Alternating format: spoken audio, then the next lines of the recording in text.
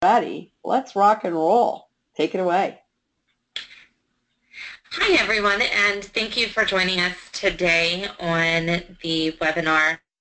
Um, the 2016 year end is one that promises to be, I think, an adventure for all of us as far as what we are going to expect and some of the new rules and regulations that are coming out. So for today's agenda, what we are going to look at is going to be what's new for this year end, some changes to the overtime regulations, Affordable Care Act changes, electronic filing requirements, paid sick leave mandates, and then what you can also do today to prepare for these changes that are upcoming. So a little bit about Greenshades. Some of you may be familiar with us or you may be new. We are the payroll experts that integrate into GP as well as a few other Dynamics solutions. We were founded in 1992, and in 1996 our Magnedia product was created. So we have been, I guess, celebrating our 20 years of working with Great Plains this year. We do manage and file millions of tax forms for our clients each year. We also like to think of ourselves as the problem solvers of the payroll industry. So whenever there is a problem or something that our clients are facing, we like to try to take that head on and make a solution that will work for you.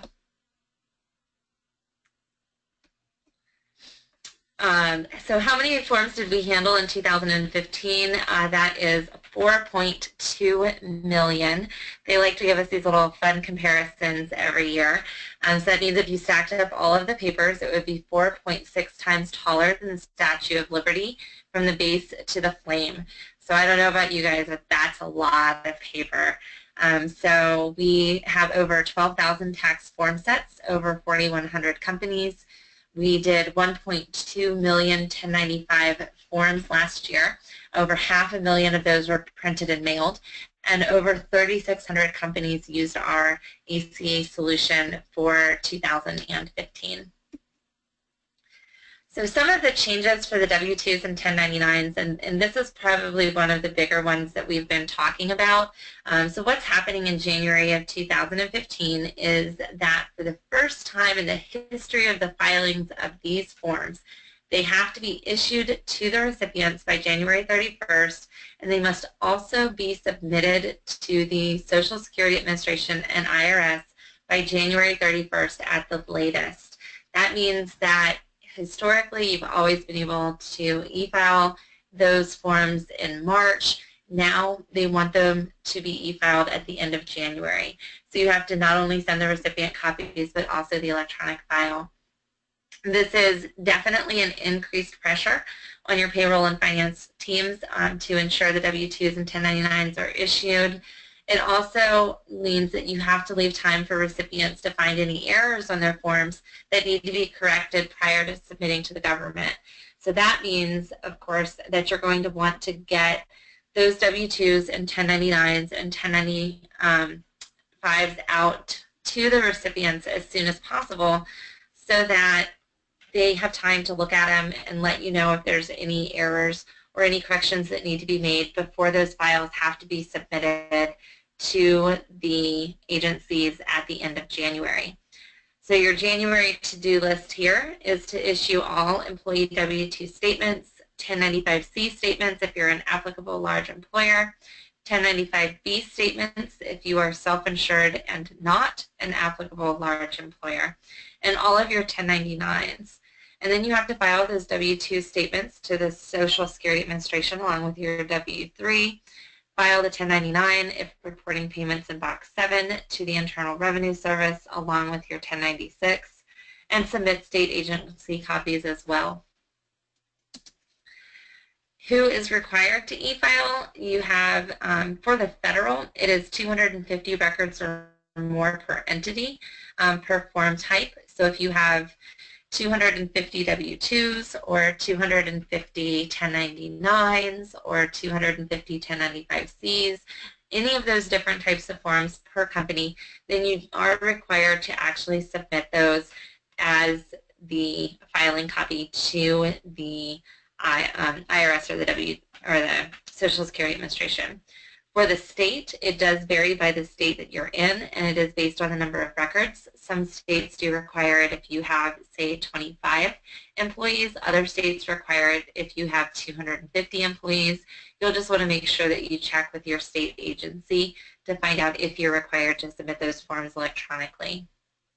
For the localities, most do not require, but however, many do accept e-file. So if you are, say using our solution to do your local e-files, then you do have the ability to submit electronically to most of them. There's a few, of course, that don't accept it. And then any possible exemptions in some cases of substantial claim may be made. The state requirements, again, these are some of the ones that require things outside of the 250 range. So Connecticut, Georgia, Oregon, Utah, Virginia require businesses of all sizes to report electronically. So if you have any employees at all and you're in those states, then you are required to e-file. Minnesota and recently California require electronic reporting for businesses with 10 records or more. Our 25 or more states are Alabama, District of Columbia, Indiana, Maryland, Mississippi, Rhode Island, and Vermont. And then we do have some additional states that require e-filing for businesses with 50 or more records. So you just want to make sure, again, that you check with your state agency on that. So what can you do to prepare? First, you can ensure that employee and vendor records are up to date. Verify the accuracy of the Social Security numbers and tax identification numbers. Schedule year-end updates in payroll system to be completed in early January. Embrace December, the calm before the storm.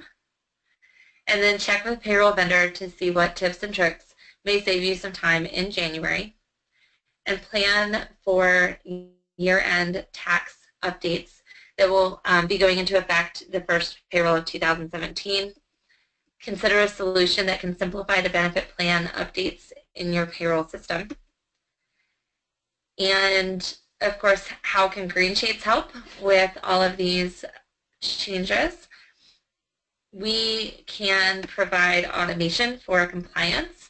So payroll tax reporting, 1099 management, employee verification, taxpayer identification number matching, ACA 1095C services, and then we also have a tax form mail service. So if you want to allow our team to mail that form out for you so that you don't have to take the time to do it, you can focus on preparing those year-end files, then we do have a team that will actually be happy to assist with that. Our employee portal will also provide a paperless tax form distribution. It's through the portal, as well as now that can be accessed through the mobile app. So if you have somebody who maybe doesn't have access to the computer but does have a tablet or a smartphone, then they can access those tax forms there. They can update their demographic information. We have a time and attendance solution, W-4, direct deposit enrollment, benefits management, and direct integration into your GP product. With the year-end forms portal, we do have multiple form types that are supported. In addition to just the regular 1099s and W-2s, we also have, of course, the 1042S and quite a few other products that are available. Online distribution, again, that cuts back on your mailing costs, mailing time. No pre-printed forms are needed because we do print to blank paper. Mail services available, search, edit, and reprint prints, and then electronic archival either on a disk or you can archive the information out on our portal for your employees to access at a later time. If you are planning to use our year-end forms printing service, these are the cost ranges. As you can see, the earlier in January those forms are requested to be mailed, the less the cost is going to be per form. These are the per form costs, and they are going to be in addition to the year-end forms upload fee. Our last date range for clients with over 10,000 employees is the 18th through the 20th. And then our last day for the guarantee is going to be the 25th of January. And that's so that we can make sure that we have enough time for our print and mail team to get those out and postmarked. The overtime exemption rules are changing in December. This is something new that is coming up. So quick poll here. How many, or question rather, are you concerned about the new overtime regulations? Is this something that your employees are going to have? I didn't actually set this up as a poll, so we're just going to think about that one for a minute. What you could do is add that, have people remark in the question area, and I can read back what they're saying. Yeah, that will actually work. So if anybody wants to comment on any concerns, or if you have some employees that you're looking at that may possibly fall into this new overtime regulations, if you haven't heard about the new overtime regulations, we're definitely just about to go through those now as well. Keep pushing this button. Here we go. All right, so some of the things. I just going to say we got one person typing impacts a few, but have handled for one person. That's it. Okay. All right. So one of the things that are changing, the new rules are going to apply as of December 1st, 2016.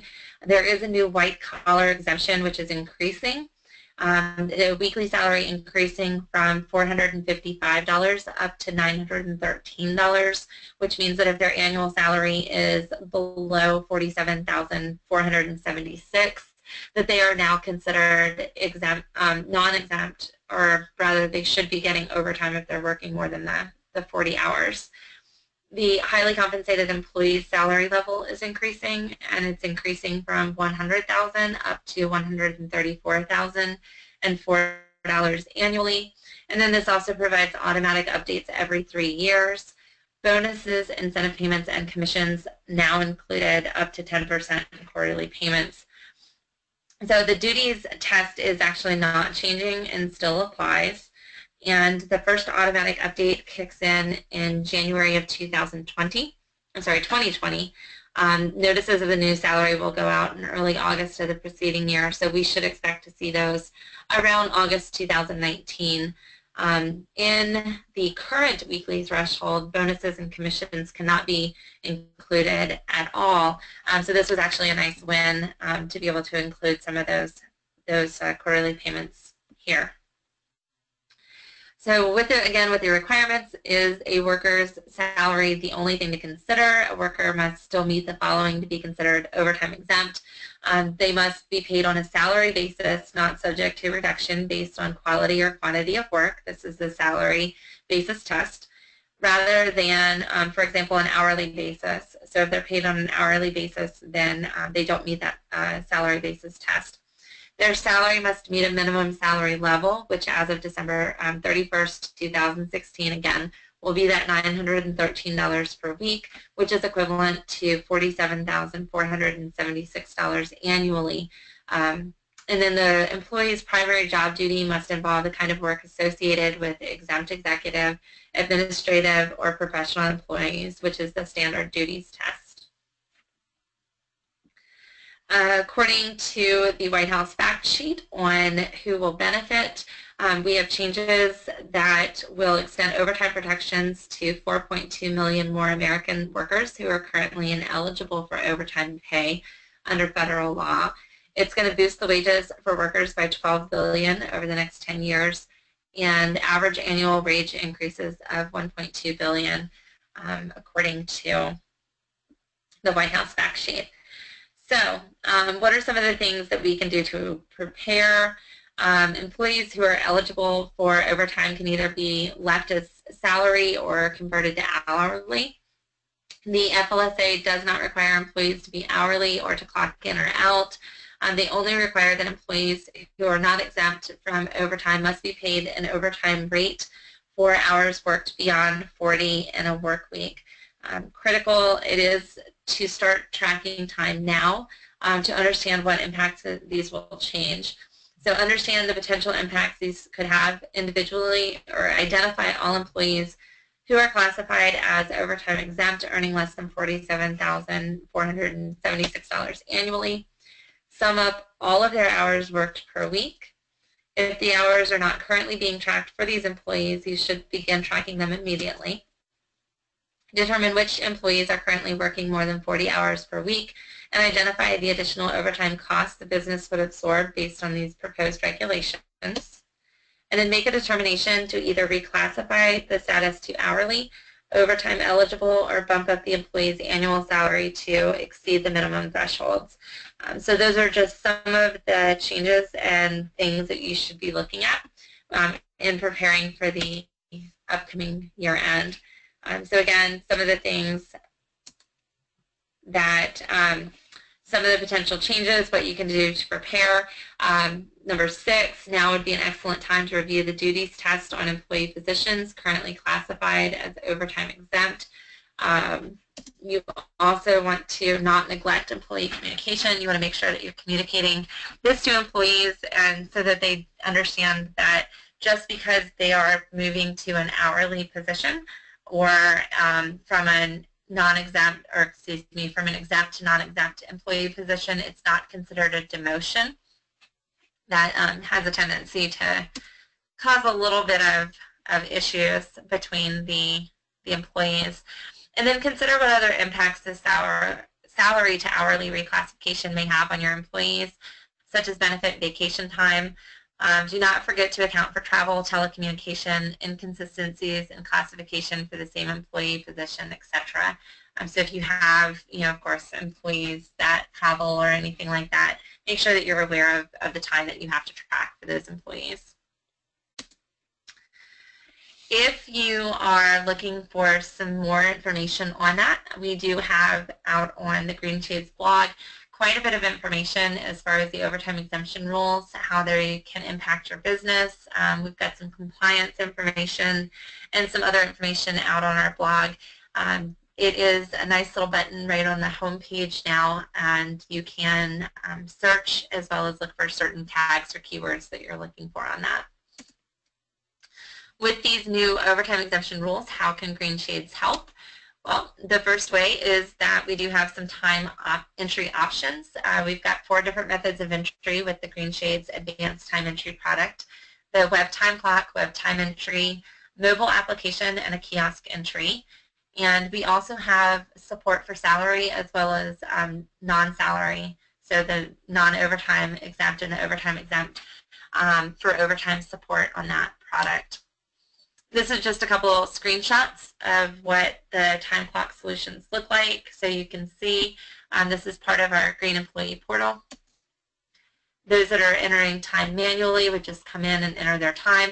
This is actually just one example of the way that they could enter it. It also can be where they would enter a start and a stop time and not necessarily the duration.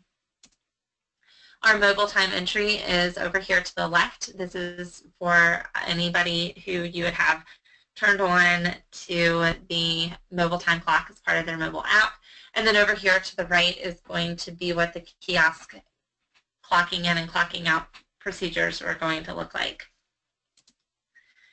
So again, on the Greenshades blog, we do have a couple blogs out there that will assist as far as written by Justin Kirkland. We have how to make Greenshades Online help with upcoming overtime changes. And then we also have a part 2 on that talks about the overtime and how to set it up inside of the product. For the Affordable Care Act, which has made its way back into the news this month with the upcoming election, some changes and things that, of course, there's a lot of things going around about that. Continued monitoring of the ACA and how it's going to impact your business is going to be important. So our next question here, is it over yet? When the answer, of course, is not even close. Did you know that on a day-to-day basis there are things that must be monitored, and a few of those being employees' coverage meeting the ACA qualifying offer level on a month-to-month basis, that 95% of your full-time employees are being offered minimum essential coverage and that that percentage meets compliance, which employees are not being offered adequate coverage, what employees are supposed to be offered benefits due to full-time status, and how many employees are currently considered full-time under the ACA. So some ACA examples in here. Of course, we have, again, another nice blog out on our website. Let's paint a picture of the ACA. We have the initial measurement period, the initial administrative period, initial stability period, ongoing measurement, ongoing admin period, and ongoing stability period. And you can see how we're looking at one particular individual, Sarah's hire date of 3/1/2015. She has an initial measurement period that looks like it's not quite a full year. It's going to go from April 1 until September 30th. That looks like about 6 months. We have a nice little administrative period in here that's lasting for 1, 2, 3 months. And then our initial stability period, which is lasting for 6 months. And then it's going to continue to go on from there. So our ongoing measurement period is going to begin and end here. Our ongoing administrative period begins and ends here. And then our ongoing stability period is going to begin and end here. So you do have a lot of continued monitoring that you're going to have to do. So what's new with the Affordable Care Act besides what's in the news? There is a new form, the 1094B 2016 form, the 1095B 2016 form. If you want to take a look at any of these, the information pages, the instructions, all of those can be found out here. We do have an increased penalty this year. So if you fail to file or furnish a correct 1094C or 1095C, that is going to increase to $260 per return or payee statement, up to an annual maximum per ALE member of $3,193,000. They were, definitely very nice to cap that at over $3 million for us. The $530 per return or payee statement if there is an intentional failure to file the returns and to furnish the required statements. So they're pretty much almost doubling that if you intentionally don't comply. In the 50 to 99 FTE transition, the full-time equivalence calculation has not changed. This is now 50 or more full-time equivalent employees, including all equivalents. The relief is actually now over. So now you are expected if you have more than 50. Many businesses previously were excluded, but now they're not, and 95% must now be offered coverage. So there was also a big jump in mandatory minimum essential coverage, mandatory coverage. That did go from, I think it was around 70% to 95%. So now you do have to make sure that you are offering 95% of your employees. If it's below 95%, you will be getting something with the IRS letting you know that. And it includes all full-time employees and dependents. For the affordability, there was a safe harbor percentage increase. It did go from 9.56% to 9.66%. So they did increase that a little bit. Safe harbor rates, this is good news for employers. This means that the percentage of income or poverty line that you can charge your employees for health insurance is actually increased. It's only a slight increase, but at least it's increased a little bit. So good faith effort. This has actually ended. They are looking at a no excuses in 2016. There were several companies that took comfort last year and the fact that, they just had to make a good faith effort. But now they are, getting rid of that, and they do expect everyone to comply with no excuses. So how can Greenshades help with those ACA changes? We do have our ACA compliance tracking, the alerts, the user in instance of noncompliance. It'll calculate your full-time status, tracks offered, waived, and enrolled coverage, generates the appropriate IRS code, aggregated ALE group support. stores the dependent information for Form 1095-C for your self-insured organizations, and integrates directly into Dynamics GP, HR, and payroll. Another quick screenshot of the Dynamics Payroll Inspector. This happens to be the ACA health insurance coverage. It's going to show the mapping as far as whether or not it has they've waived coverage or enrolled. It's also letting you know what safe harbor usage you have, if you're using the W-2 wages or the rate of pay or the poverty line. It's going to provide you with the information. I'm not sure if you can see this right here where it's telling you that the employee cost must be lower than $70.03 based off of the W-2 wages safe harbor. And then it's giving us the X's down here as far as the affordable minimum value offering, letting us know basically that, hey, this isn't affordable because it's $190 times 2. So simple one-time mapping. We do have payroll and HR integration. You don't have to be using HR. There is additional integration if you are. And then you can also add and edit the dependent information. Inside of Greenshades Online Benefits module, if you're using the Green Employee Greenshades Online Benefits Management, we also have the ACA Compliance tracking there. It's going to include all features of the Dynamics Payroll Inspector, provides an employee interface for the completion of their enrollment events, and also allows for employee notification of new benefit offerings due to a change in ACA full-time status. It also pushes all of their election information back into Great Plains, and you can create the enrollment reports that can be sent directly to the benefit provider. So fully manage all benefits and meet ACA compliance, coordinate enrollment events. You can display current elections to the employees, host plan and other documents for them to be able to review, track employee eligibility, and then of course the employees can manage their personal and dependent information on their own without having to reach out to your staff and take time for that.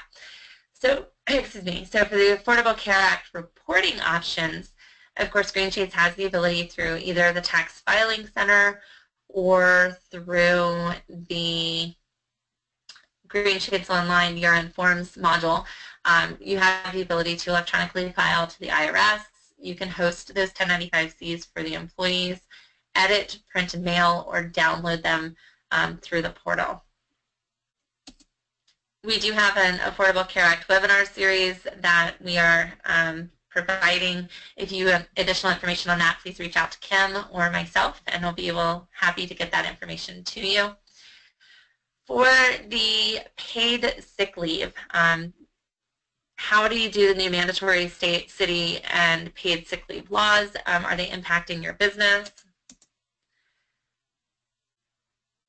Moving past that one. So some of the things in here that you want to make sure that you're prepared for. Effective date of law. Many laws have not kicked in yet. Well, some have been around for 12 months or more. Those are things that you want to take a look at. The accrual. Many states require the accrual to be based off of where the employee was working. For state laws, this is only a challenge when employees work in 2 or more states regularly. For city laws, this is just as more challenging if you have multiple work locations that an employee is working. How is a, quote, year period defined? Is it calendar year, fiscal year? This is critical in understanding and calculating how much paid sick leave your employees should have. Who is defined as an employee? Worker misclassification is easy enough for any business, but it's even easier when states are not consistent across the country. And we've seen that, of course, many times where they're not. How many hours can your employees accrue? How much can be carried over from year to year? Does rate of pay, is actually critical to understand how this is calculated so you know how to pay out your employees' sick time. Split out vacation time from sick time. If your business does not already offer sick time, if you specifically have to have this classification, you may not pass an audit or a lawsuit if you don't. So that is some of the changes that you're having to look at. So if you thought that California was the only state with paid sick leave laws, they actually are not. Some of the additional states include Connecticut, Illinois, Massachusetts, New Jersey, New York, Oregon, Pennsylvania, Vermont, and Washington. And then some of the cities within these states are actually different. I know San Francisco in California happens to be one of them. So you want to make sure that you're checking with those jurisdictions. So why is paid sick leave important to your employees? Believe it or not, sick leave does matter. More than 41 million Americans were unable to call in sick. This is going to impact many, many workers, even if not in a participating state right now. It's one of the things that you probably want to make sure that you get ready for. It also may be something that will be coming at a federal level in the next 12 to 18 months. So it's something to pay attention to and to prepare for. Focus on the benefits of all of this. Of course, there's going to be an additional expense in the short term, but your employees, of course, some of the benefits to that is that healthier employees, equal higher productivity, and hopefully, better quality of life, which is going to decrease turnover for some of the places that you have. So again, the Greenshades blog, St. Paul is next up in passing sick leave ordinance. This is one of the most recent blogs that we have, September 23rd. Again, a lot of information can be found out on our blog. Our team does take a lot of time to research things that would be important to our clients. How can Greenshades help? We do have, as part of the Dynamics Payroll Inspector, we've talked about it a couple times, the sick leave manager. It's quick and easy to set up. You can map your existing payroll leave codes, enforce maximums and carryovers, and there's automatic updates as the law changes. So as the law changes, we're going to automatically update your product for you. Just a couple quick screenshots, real-time alters when accrued balances are not matching. Updates sync to GP automatically upon approval. So once you hit this little update Dynamics with suggestions radio dial and then hit apply, it's automatically going to push that back into Great Plains for you. I love our team. So this is, of course, our team that went to Summit. I'm not sure how many of you guys actually went and got the opportunity to be there. I find it a little appropriate that they have a giant wave in the background, and of course there was a hurricane the week before. But if you want to check out the information on the sick leave and other ways that Greenshades can be of help, just for a fun fact, name off a couple of the people here. Justin Kirkland is a member of our sales team. He's a great resource. He did come over from the technical side and is always available to assist. Kevin Chernitsky, if any of you have spoken with him, he is our technical support manager. And we've got a couple of our new people that were here that are part of our sales team and marketing team as well. All right, so just to end a little bit today, I want to thank you for taking the time to sit through the presentation. I hope it was informative and helpful. If you have not signed up for our emails, please do. If you are interested in receiving a copy of the PDF of the slides, please let myself or Kim know, and we can get those sent over to you. And here is, of course, our just generic support contact information as well as the sales contact information. You are also more than welcome to reach out to your account manager at BMI or to reach out to Kim anytime you have a question or need something additional. And now I am ready to see if we have any questions. Excellent. Excellent. So on the right-hand side, everybody, there is an area called questions. Type in questions you'd like to ask Stacy before you let her go. Stacy, when I look at this, it's like there's a lot of pressure, as you say, with these dates and all. And I guess one question is, when I look at your website, can I find out here are some deadline dates or key information like that? I'd like to put some of that information in our newsletter because You know, just as an example, January instead of March is a huge difference because everyone's going through year end. Anything like that laid out on your website? I believe so. I'd have to double check. I know that we've been sending out client announcements pretty frequently, and I do know, especially around the new deadlines for the 1099s and W-2s, we do have that information out there. But I'll send you some links after we get off the call of some Excellent. areas that would be great to send out to everyone. That would be excellent because not everybody's here. I already have someone asking for a copy of the deck. I think the easiest way is for you to reach out to Stacy or myself. To get a hold of Stacy, it's what is it? Stacy C at Green. S. Collis. So S. Collis at Greenshades.com.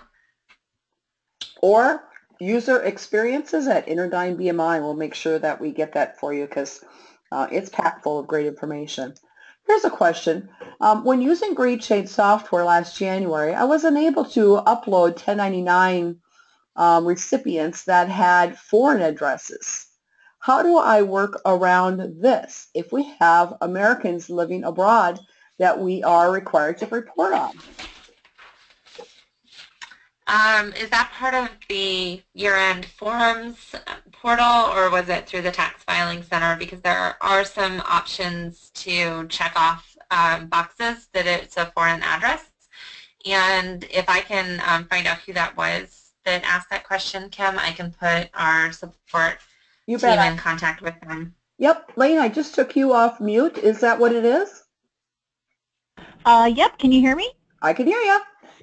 Okay. You know, I would have to double check what we were using. I believe this was the, I apologize if I don't have the name correctly, but it was the software used to just compile the e-file information to send to the government. So we do our own printing and we have our own, you know, docs here that we do to print off, but this was just the e-file piece at the very end. We couldn't quite figure out how to go about reporting folks that live outside of the U.S.